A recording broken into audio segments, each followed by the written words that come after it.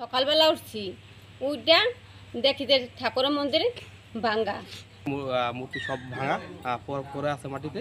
তারপরে আপনার লোকজন ডাক দিলাম দেখানো, তারপরে যে আপনি মাদারীপুরের সনাতন ধর্মাবলম্বীদের গণেশ পাগল মন্দির ও রাধা কৃষ্ণ মন্দিরের 4টি মূর্তি ভাঙচুর করেছে দুর্বৃত্তরা। বৃহস্পতিবার ভোর রাত 3টার দিকে জেলার সদর উপজেলার মস্তাপুর ইউনিয়নের পর্বতবাগান দিঘির পাড়ে এই ঘটনা ঘটে। খবর পেয়ে বৃহস্পতিবার সকালে ঘটনাস্থল পরিদর্শন করেছেন মাদারীপুর সদর থানা পুলিশ।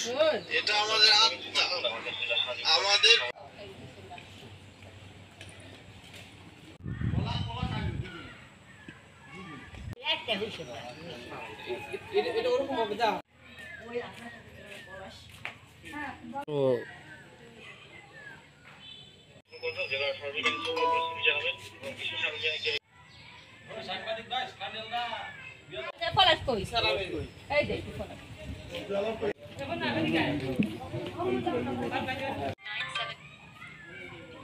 হ্যালো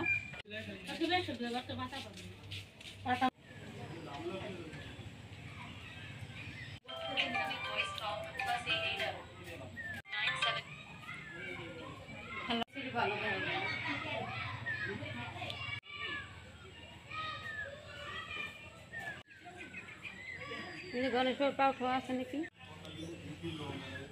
টাহাটুও কিছু নাই।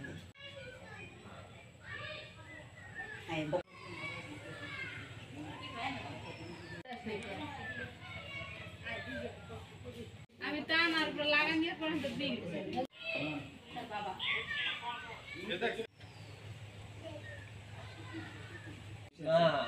টাকা আছে না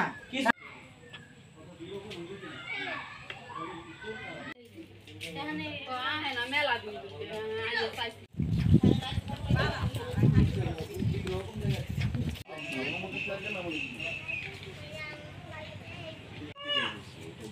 এটা রাত 3টা থেকে হয়েছে।